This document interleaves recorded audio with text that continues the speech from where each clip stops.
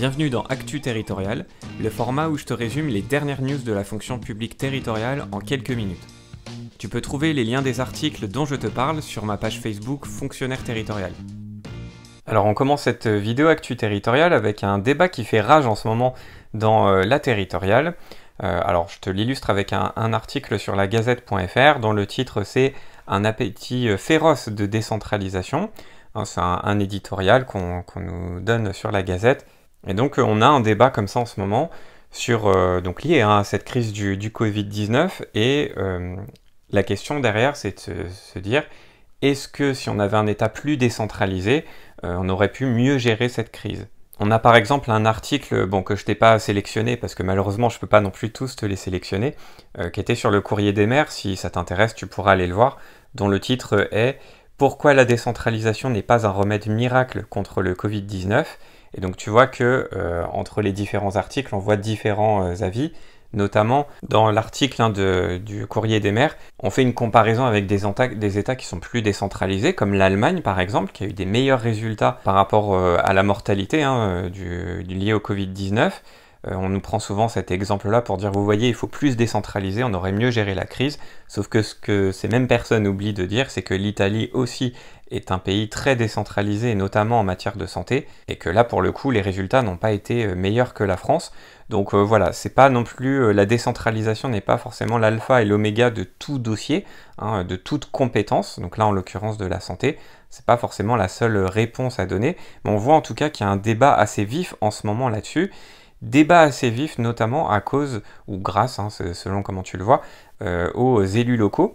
On voit beaucoup de tribunes d'élus locaux qui demandent plus de décentralisation, notamment en temps de crise, et c'est ce qu'on nous dit dans cet édito, que l'appétit de ces acteurs locaux s'aiguise et que les grenouilles se voient devenir bœufs.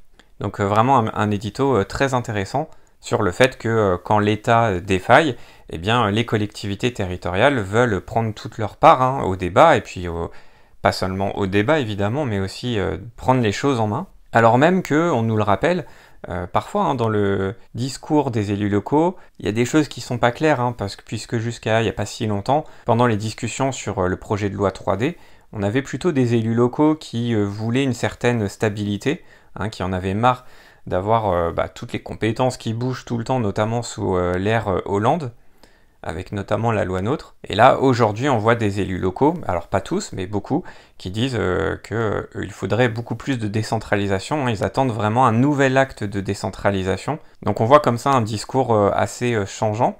Et puis, attention, dans cette volonté d'avoir plus de décentralisation, attention à la question de l'égalité, c'est ce qui nous est rappelé ici, puisque à force de vouloir plus de décentralisation, on le voit bien avec toutes les discussions sur la différenciation territoriale, on pourrait aboutir à une situation d'inégalité territoriale avec des territoires plus ou moins décentralisés ou plus ou moins bien décentralisés. Et donc le fait d'avoir cette volonté de plus décentraliser, il faut forcément la coupler avec la nécessaire péréquation, un nécessaire nouveau système de péréquation pour qu'il n'y ait pas trop d'inégalités entre les collectivités territoriales. En tout cas, on voit bien que le débat en ce moment est assez houleux au sein de la territoriale, puisqu'il y a en ce moment cette volonté de plus de décentralisation, mais tu vas le voir un petit peu plus tard dans un autre article, il y a aussi une crainte des élus locaux et notamment des maires en termes de responsabilité. Ensuite, un article sur lemonde.fr suite au discours d'Édouard Philippe au Sénat. Donc c'est un article qui te résume un peu tout ça. Donc je vais assez vite sur les mesures que tu as dû voir déjà de toute façon à la télé ou que tu as dû entendre à la radio. Une aide de 200 € pour certains jeunes précaires. L'histoire, tu sais, des stocks cachés ou pas cachés de masques par la grande distribution. Donc ça, c'est un sujet qui a fait polémique, notamment auprès des pharmaciens. Le chômage partiel en vigueur jusqu'au 1er juin. Le déconfinement reporté à Mayotte. Pareil sur les reprises de cérémonies religieuses le 29 mai qui sera à l'étude.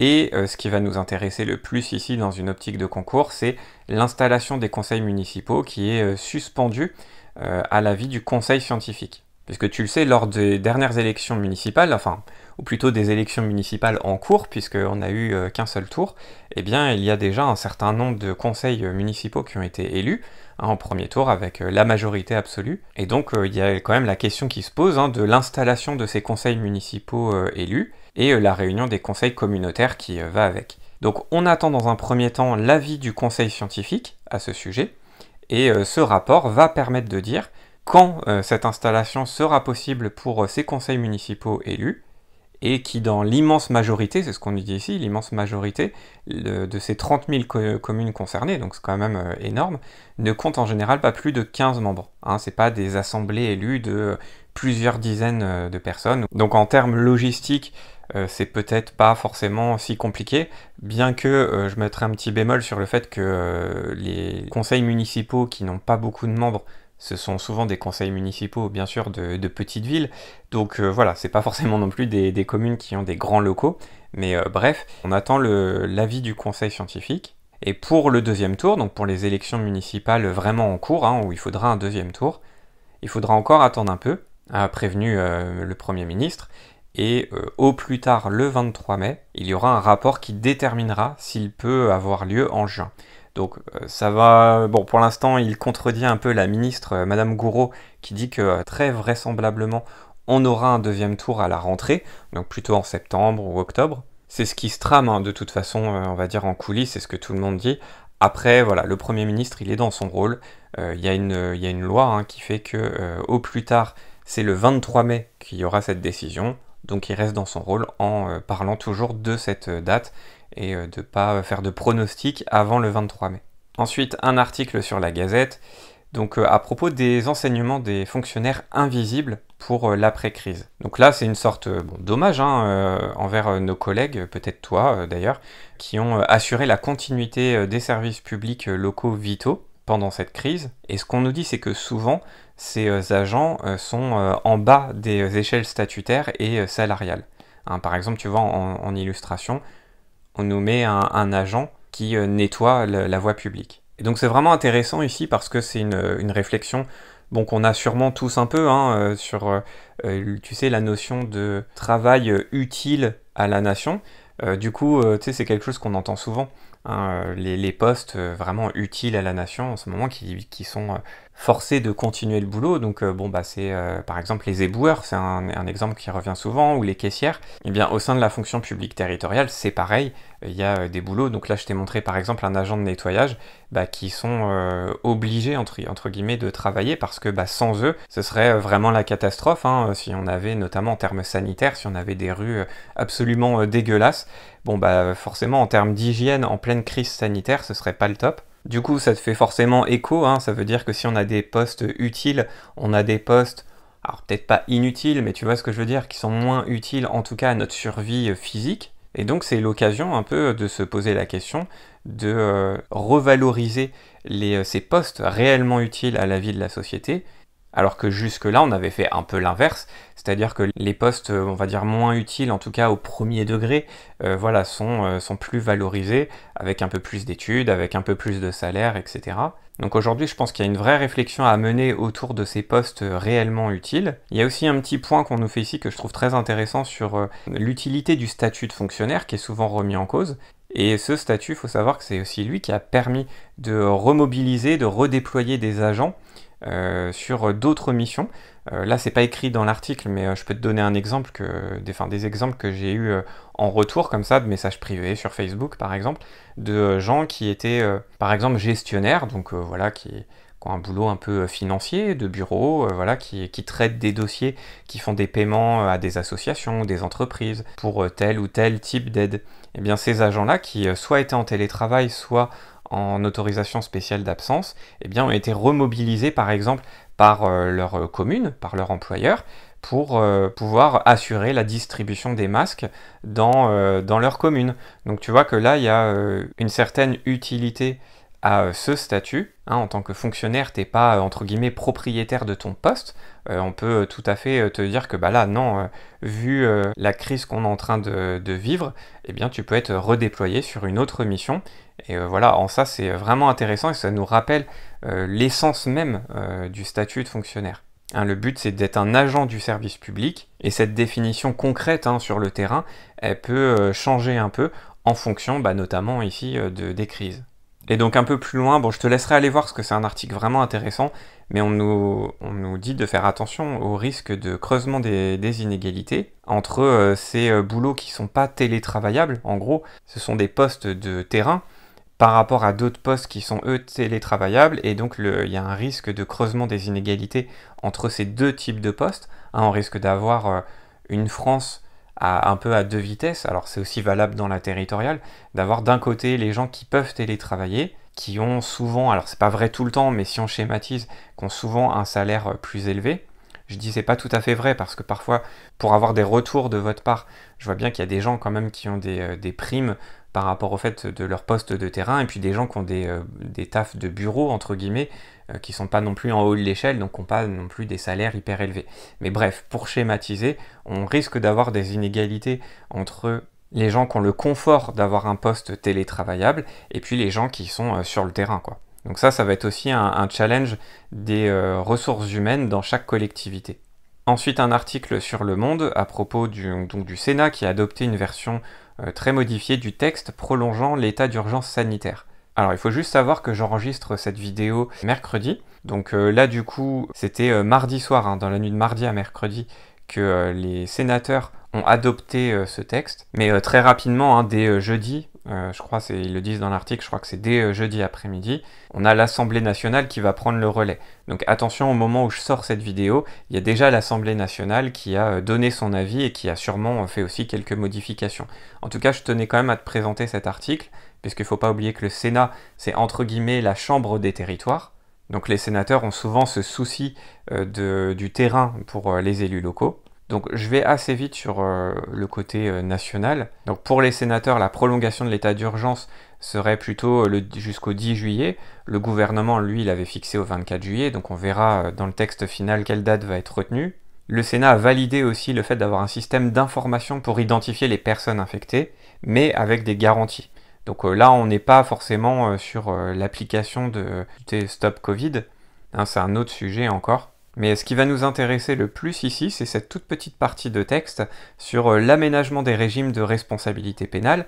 Je t'en parlais un peu au début de la vidéo, c'est lié à cette volonté des élus locaux de prendre part au déploiement du déconfinement, mais en même temps, il y a une crainte, surtout chez les maires, d'être poursuivis en justice par exemple, un agent de nettoyage d'une école, par exemple, qui aurait attrapé le virus, ou par un parent qui aurait attrapé le virus aussi, ou son enfant aurait attrapé le virus, et qui estimerait que c'est de la faute de la commune qui n'a pas pris assez de mesures en termes de protection sanitaire. Donc voilà, on est dans une ère où les maires veulent se protéger. C'est pas une peur forcément infondée, tu sais, il y a eu pas mal d'attaques en justice sur, par exemple, je sais pas, un panier de basket qui tombe dans une cour de récréation. Voilà, des choses comme ça qui malheureusement peuvent arriver, et donc des maires qui sont attaqués en justice par rapport à ça.